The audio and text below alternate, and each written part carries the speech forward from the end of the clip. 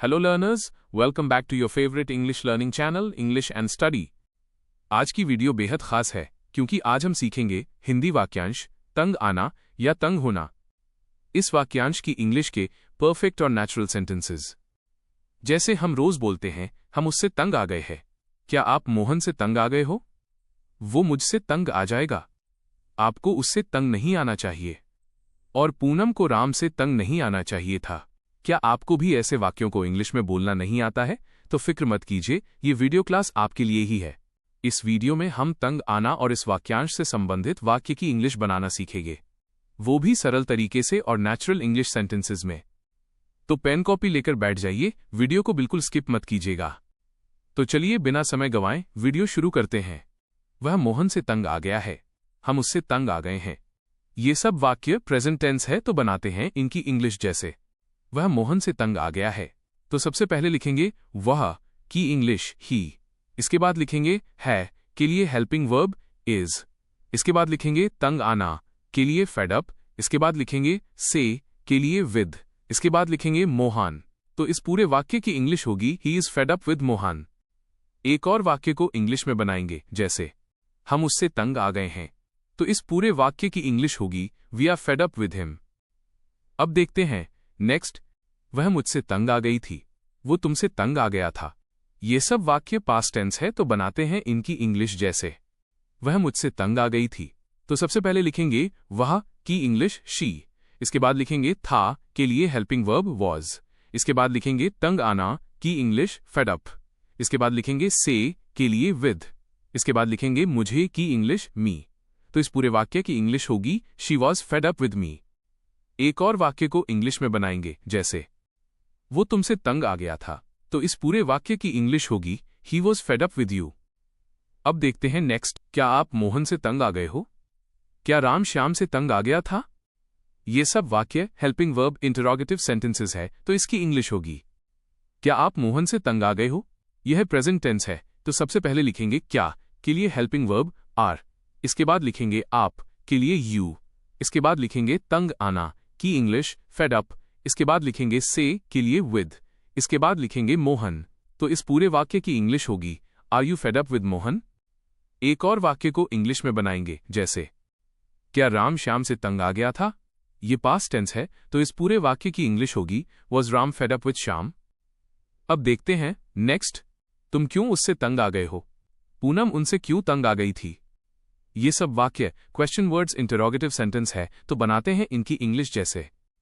तुम क्यों उससे तंग आ गए हो। यह प्रेजेंट टेंस है, तो सबसे पहले लिखेंगे क्यों के लिए वाई। इसके बाद लिखेंगे हो के लिए हेल्पिंग वर्ब आर।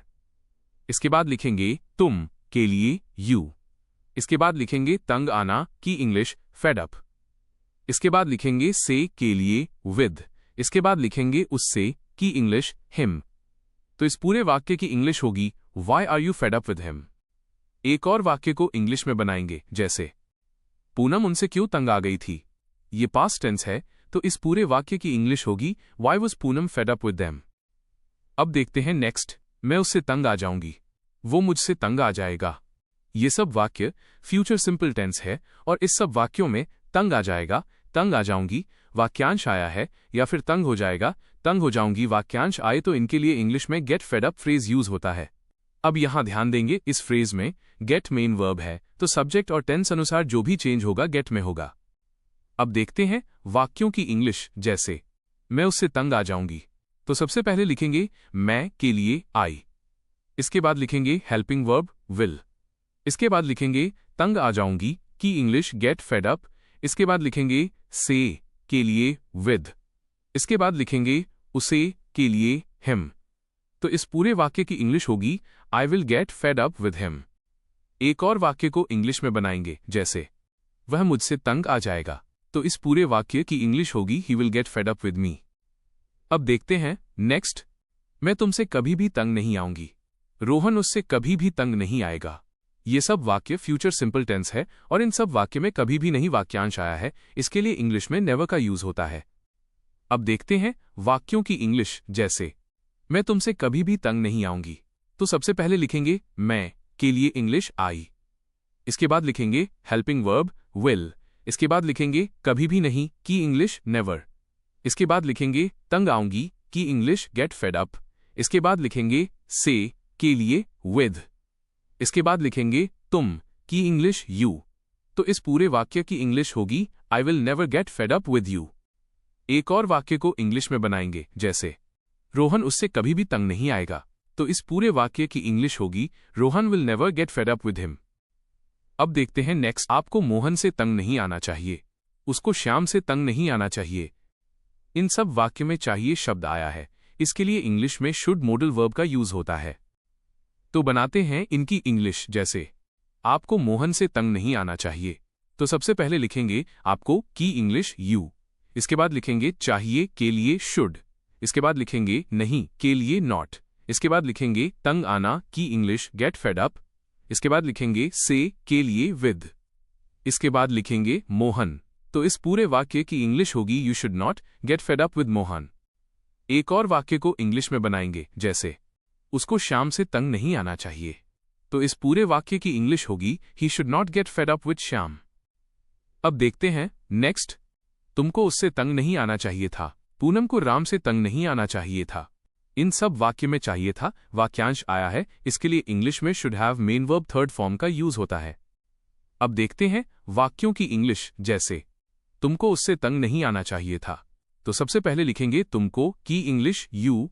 इसके बाद लिखेंगे नहीं चाहिए था की इंग्लिश शुड नॉट हैव। इसके बाद लिखेंगे तंग आना की इंग्लिश गॉट फेड अप। इसके बाद लिखेंगे से के लिए इंग्लिश विद। इसके बाद लिखेंगे उसे की इंग्लिश हिम। तो इस पूरे वाक्य की इंग्लिश होगी you should not have got fade up with him. एक और वाक्य को इंग्लिश में बनाएंगे, जैसे पूनम को राम से तंग नहीं आना चाहिए था। तो इस पूरे वाक्य की इंग्लिश होगी Poonam should not have got fade up with Ram. इस प्रकार हम और भी कई ऐसे वाक्यों को इंग्लिश में आसानी से बना सकते हैं।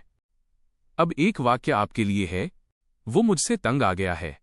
इसकी इंग्लिश कमेंट बॉक्स में बनाइए। सुनने में आना के वीडियो की लिंक इस वीडियो के डिस्क्रिप्शन बॉक्स में है। ये वीडियो खत्म होने के बाद सुनने में आना का वीडियो जरूर देखना। अब इस क्लास को यहीं समाप्त करते हैं। यदि इस क्लास में आपको कोई कंफ्यूजन हो या मन में कोई क्वेश्चन हो तो कमेंट बॉक्स में कमेंट करिए। Please like, subscribe and share.